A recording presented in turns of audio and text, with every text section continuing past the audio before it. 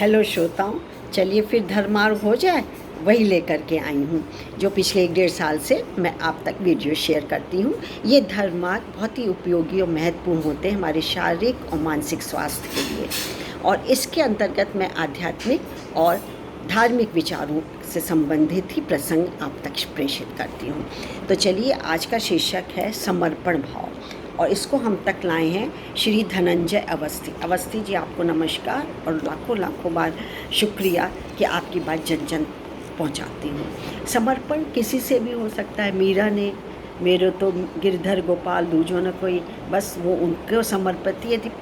किसी भी भाव होना चाहिए, हमारे में भक्ति होनी चाहिए, युक्ति नहीं होनी चाहिए, जिससे कि हम किसी के प्रति, ईश्वर के प्रति, परमात्मा के प्रति, किसी बुजुर्ग है, गुरुजन है, उनके प्रति हमारा समर्पण भाव होगा तो संतुष्टि और मुक्ति बहुत अच्छी होगी। चलिए देखते हैं क्या है। जन्म और मृत्यु के अंतराल का नाम जीवन है।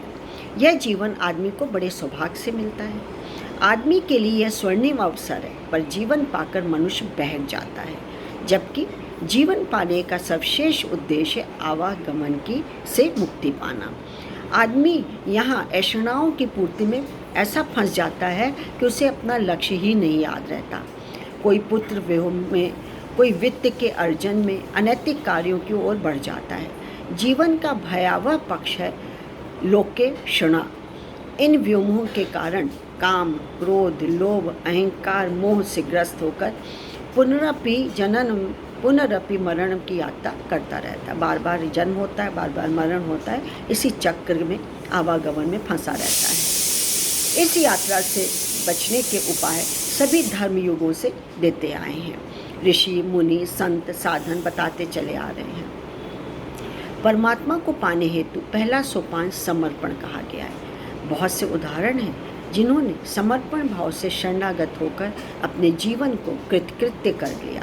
समर्पण से जितने मानसिक विकार होते हैं स्वयं ही विसर्जित हो जाते हैं। आदमी अंतर्मुखी होकर अपनी आत्मा को, अपने को जान लेता है।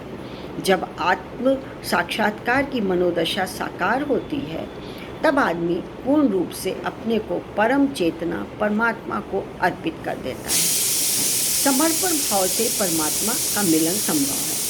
समर्पण भाव से ही राम की सेवा में रत हनुमान भारत के सर्वमान पूजनीय हो गए। संत तुलसीदास जी राम की शरणागत होकर सिय राम में सब जग जानी के प्रति समर्पित होकर विश्व कवि महान संत हो गए। मीरा का समर्पण अपने गिरधर गोपाल के प्रति जग जाहिर है। मेरे तो गिरधर गोपाल दूसरो न कोई। पाँव में घुंघरू बांध मीरा नाचती रही।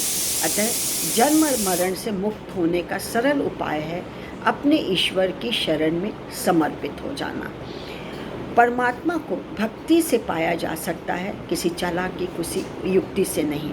यदि हम ईश्वर के प्रति समर्पित हैं तो प्रभु हमारा कल्याण जरूर करेंगे। हम जितनी ही अपनी श्रद्धा को बलवती करेंगे, उतना ही हम अपने आत्मबल को बलवान बनाएंगे।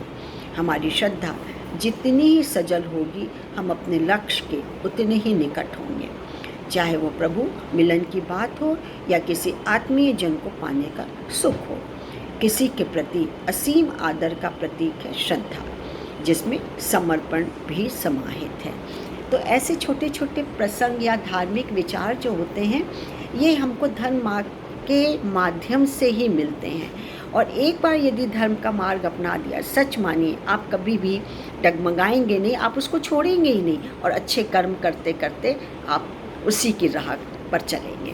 तो आज के लिए इतना ही। मैं डॉक्टर मंजू जैन, मेरा आपको नमस्कार। मैं retired associate professor from SN Sen degree college Kanpur. आज के लिए इतना ही।